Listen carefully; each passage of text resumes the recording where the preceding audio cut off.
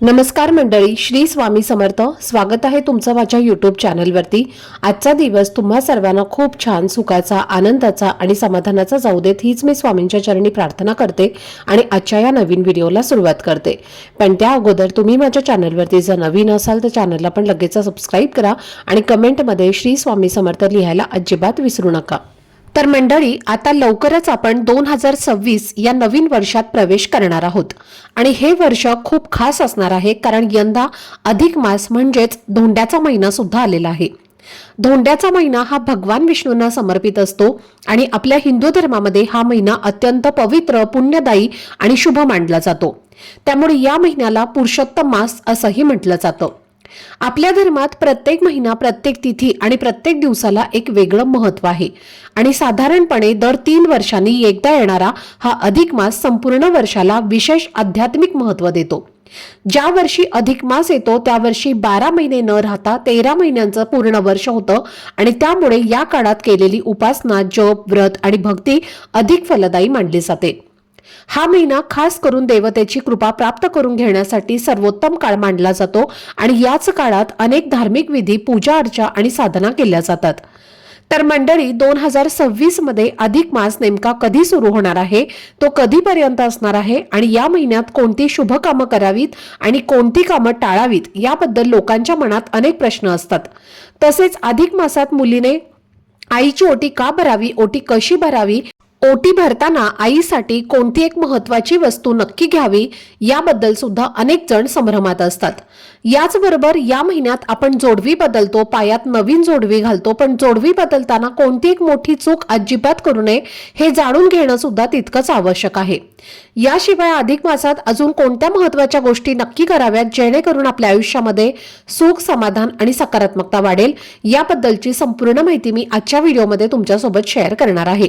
त्यामुळे व्हिडिओ हा स्किप न करता शेवटपर्यंत नक्की पहा, जेणेकरून तुमच्यापर्यंत योग्य ती माहिती पोहोचेल. आणि तुम्ही माझ्या चॅनलवरती जर नवीन असाल तर चॅनलला पण लगेच सबस्क्राईब करा आणि बेल आयकॉनला पण प्रेस करा, म्हणजे मी जेव्हा कधीही नवीन व्हिडिओज अपलोड करेन त्याचं नोटिफिकेशन सर्वात आधी तुम्हाला मिळेल आणि तुमचा एकही व्हिडिओ हा मिस होणार नाही.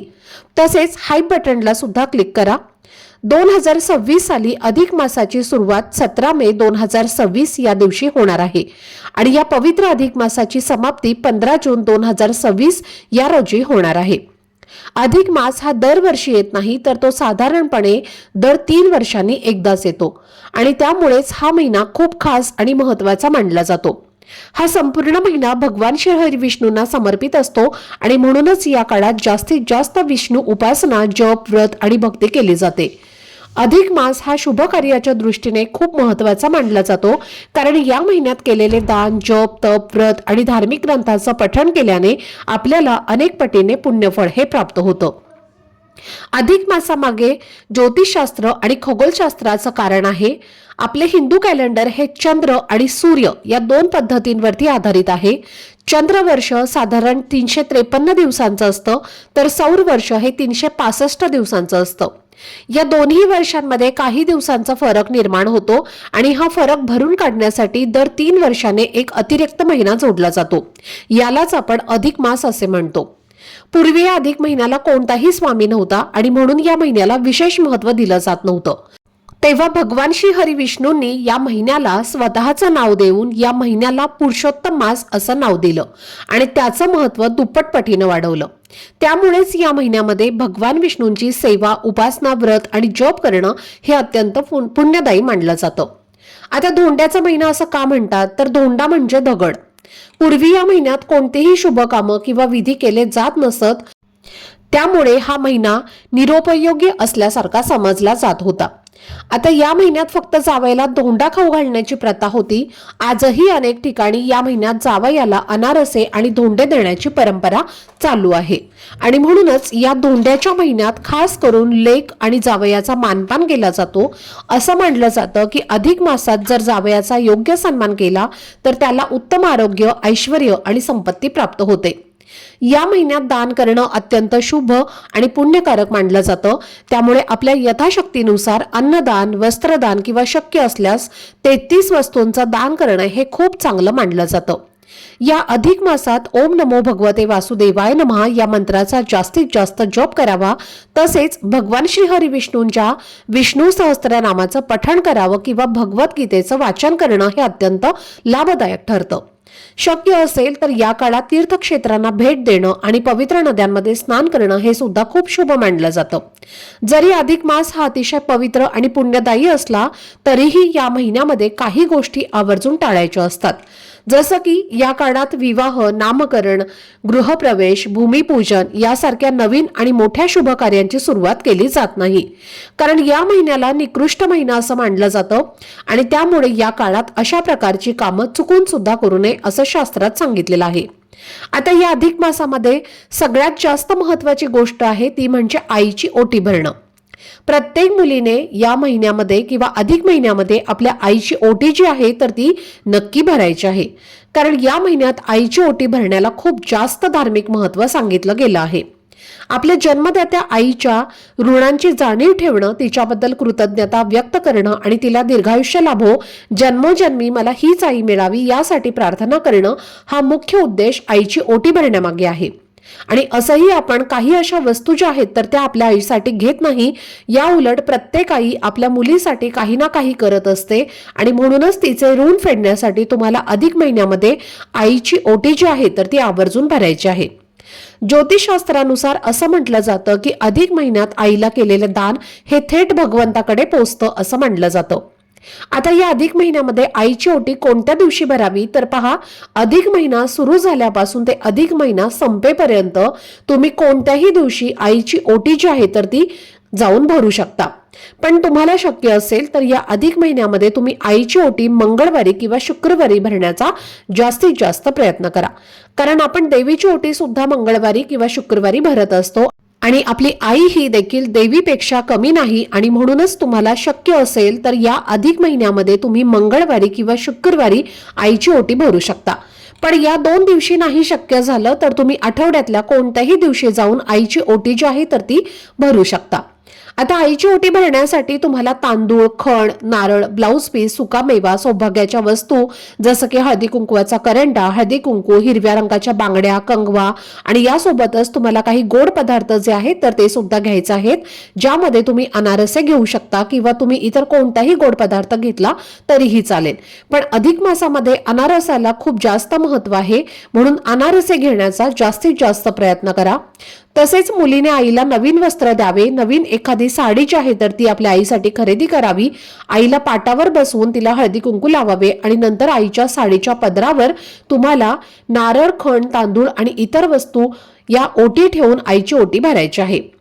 आणि ओटी भरताना आईला 33 पदार्थ जसं की 33 अनारसे किंवा 33 रुपये किंवा 33 फळे ही आवर्जून द्यावी।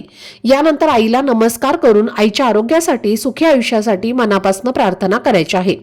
आता बऱ्याच महिलांना प्रश्न पडतो की आईची ओटी ही फक्त विवाहित मुलगीच भरू शकते का? तर अविवाहित मुलगी सुद्धा आपल्या आईची ओटी अधिक महिन्यामध्ये भरू शकते। आता या अधिक महिन्यामध्ये अशी एक वस्तू जी आहे तर ती आपल्याला आपल्या आईसाठी घ्यायची आहे, ती म्हणजे हिरव्या रंगाच्या बांगड्या। तर पहा, तुम्ही आईला हिरव्या रंगाच्या बांगड्या ज्या आहेत तर त्या आवर्जून द्यायच्या आहेत आणि जर तुम्हाला त्या हिरव्या रंगाच्या बांगड्या देणं शक्य नाही झालं तर बांगड्या भरण्यासाठी तुम्ही 100 रुपये का होईना नक्की आईला बांगड्या भरण्यासाठी द्यायच्या आहेत, कारण या अधिक महिन्यामध्ये आईला हिरव्या रंगाच्या बांगड्या भरणं हे खूप शुभ मानलं जातं आणि म्हणून प्रत्येक मुलीने आईसाठी ही एक महत्त्वाची वस्तू नक्की द्यायची आहे। तसेच या अधिक महिन्यामध्ये स्त्रिया आपली जोडवी बदलतात, जी जुनी जोडवी असते त्यामध्ये भर टाकतात किंवा नवीन जोडवी सुद्धा ते खरेदी करत असतात। आणि या अधिक महिन्यामध्ये जोडवी बदलणं किंवा जोडव्यांमध्ये भर घालणं हे सुद्धा खूप शुभ मानलं जातं। पायात जोडवी हे सौभाग्याचं प्रतीक आहे, 16 शृंगाराचा भाग आहे आणि देवी लक्ष्मीला प्रसन्न करणारं मानलं जातं आणि म्हणून मंगळसूत्रानंतर सगळ्यात महत्त्वाचा अलंकार येतो तो म्हणजे पायात असणारी जोडवी। सौभाग्यवती स्त्रियांनी पायात जोडवी घातल्याने जीवनामध्ये सुख समृद्धी येते। स्त्रियांनी पायाच्या बोटात जोडवी घातल्याने पती पत्नीचे नाते अधिक मजबूत होते, तसेच देवी लक्ष्मी प्रसन्न होऊन त्या घरात सुख, शांती, समृद्धी नांदत असते आणि नकारात्मकता ही सुद्धा दूर होते असे आपल्या धार्मिक शास्त्रामध्ये सांगितलेलं आहे। पण जोडवी घालताना आपल्या पायामध्ये नेहमी चांदीची जोडवी असावी। जरी तुमच्याकडे भरपूर पैसा असेल आणि तुम्ही सोन्याची जोडवी खरेदी करू शकत असाल आणि तुमची इतकी ऐपत असेल तरीही सोन्याची जोडवी जी आहे तर ती पायामध्ये कधीच घालू नये असं आपल्या शास्त्रामध्ये सांगितलं जातं. कारण सोनं हे लक्ष्मीचं प्रतीक आहे आणि ते पायात अशुभ मानलं जातं. कारण जेव्हा आपण जोडवी आपल्या पायामध्ये घालतो तेव्हा आपल्या बोटांचा आपल्या जोडवीचा संबंध हा जमिनीशी येत असतो आणि म्हणून कुठेतरी लक्ष्मीचा अपमान होतो. म्हणून पायामध्ये कधीही सोन्याची जोडवी जी आहे तर ती घातली जात नाही. आणि चांदी हा धातू आहे त्यामुळे नेहमी पायामध्ये चांदीची जोडवी घालावी. तर जेव्हा आपण पायामध्ये चांदीची जोडवी घालतो तेव्हा शरीरातील ऊर्जेचा समतोल हा कायम व्यवस्थितपणे राखला जातो. तसेच आपल्यामध्ये जी काही नकारात्मक ऊर्जा आहे तर ती सुद्धा जोडवी हा आकर्षित करत असतो आणि आपल्यामधील सर्व नकारात्मक ऊर्जा ही नष्ट होते. या नकारात्मक ऊर्जेसोबतच आपल्यामध्ये असणारी जी काही उष्णता आहे तर ती सुद्धा नियंत्रित ठेवण्याचं काम जोडवीही करत असतो. आणि म्हणून तुम्हाला चुकूनही अधिक महिन्यामध्ये जोडवी बदलताना चांदीऐवजी सोन्याची जोडवी जी आहे तर ती खरेदी करायची नाही. या अधिक महिन्यामध्ये शुक्रवारी किंवा गुरुवारी जोडवी बदलणं हे अत्यंत शुभ मानलं जातं आणि शक्य असेल तर ही जोडवी तुम्ही आईकडून करून घ्यायची आहे. म्हणजे बघा असं म्हटलं जातं की अधिक महिन्यामध्ये जसं आपण आपल्या आईची ओटी भरत असतो तसेच आईने सुद्धा आपल्या मुलीच्या जोडव्यांमध्ये भर टाकावी, मुलीला नवीन जोडवी करून द्यावी असं म्हटलं जातं. म्हणूनच तुमच्या आईला शक्य असेल तर नक्कीच आईकडून तुम्ही ही जोडवी करून घ्यायची आहे. पण जर आईला करणं शक्य नसेल तर तुम्हीही स्वतःही जोडवी केली तरी सुद्धा चालेल. तसेच या पवित्र महिन्यात छोटीशी चूक सुद्धा आपल्याला जे आहे तर ती करायची नाही. त्यामुळे सुद्धा आपलं पुण्य जे आहे तर ते हिरावून घेऊ शकतं आणि म्हणून आपल्याला या अधिक महिन्यामध्ये अशा काही चुका ज्या आहेत तर त्या आवर्जून टाळायच्या आहेत. या अधिक महिन्याच्या काळामध्ये आपले स्वामी भगवान श्री हरी विष्णू यांची सेवा नेमकी ही कशी करावी जेणेकरून आपल्याला या सेवेचं संपूर्ण फळ हे प्राप्त होईल. अधिक मासात तप आणि संयमाचा महिना आहे आणि त्यामुळे या काळात भौतिक सुखाच्या संबंधित काही गोष्टी टाळल्या पाहिजेत. या महिन्यात सांगितल्याप्रमाणे जे शुभ कार्य आहे तर ते वर्ज्य करावं, जसं की गृहप्रवेश असेल, नामकरण सोहळा असेल. ज्या गोष्टी काही मी तुम्हाला अगोदर सांगितल्या आहेत तर त्या पूर्णपणे तुम्हाला वर्ज्य करायच्या आहेत. तसेच भगवान विष्णूंची सेवा करत असताना आपल्या शरीरात आणि मनात शुद्धता असणं खूप महत्वाचं आहे.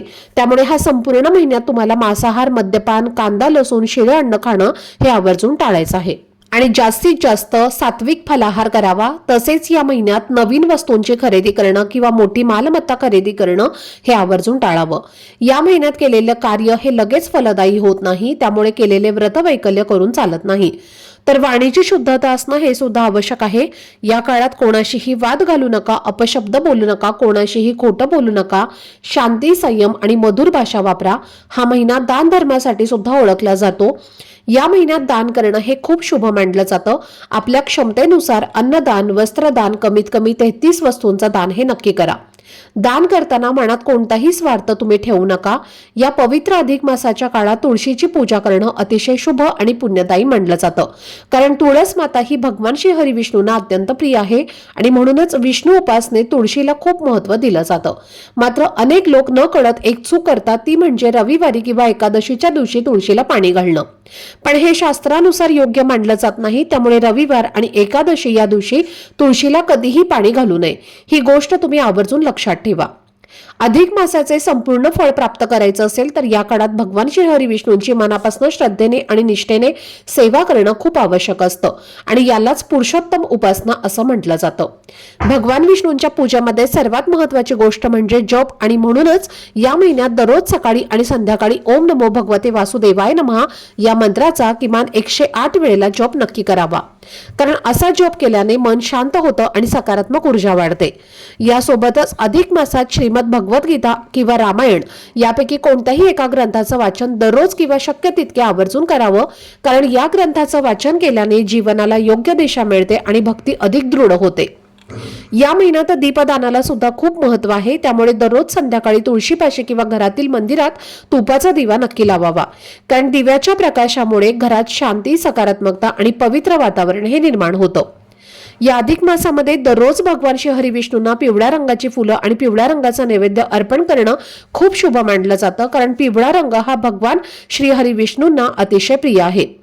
शक्य असेल तर दररोज भगवान श्री हरी विष्णूंच्या मूर्तीला पंचामृताने अभिषेक करावा आणि जर ते शक्य नसेल तर फक्त शुद्ध पाण्याने अभिषेक केला तरीही चालतो, कारण भाव आणि श्रद्धा हेच सर्वात जास्त महत्त्वाचं असतं. आणि म्हणूनच मैत्रिणींनो, या पवित्र अधिक मासामध्ये या छोट्या पण महत्त्वाच्या गोष्टी लक्षात ठेवून काही चुका टाळल्या तर निश्चितच भगवान श्री हरी विष्णूंची कृपा आपल्यावर नक्कीच होईल आणि या अधिक मासाचं संपूर्ण पुण्यफळ हे आपल्याला प्राप्त होईल. सांगितल्याप्रमाणे तुम्हाला भगवान श्री हरी विष्णूंची सेवा देखील करायची आहे, तर या पद्धतीने तुम्ही अधिक मासामध्ये या गोष्टी केल्या तर नक्कीच अधिक मासाचं संपूर्ण फळ हे तुम्हाला प्राप्त होईल. तर ही अत्यंत महत्त्वाची माहिती मला तुमच्यासोबत शेअर करायची होती. आजचा हा व्हिडिओ जर तुम्हाला आवडला असेल, माहितीपूर्ण वाटला असेल तर व्हिडिओला लाईक, शेअर आणि चॅनलला सबस्क्राईब नक्की करा. भेटूयात पुढच्या व्हिडिओमध्ये. तोपर्यंत सर्वांना श्री स्वामी समर्थ.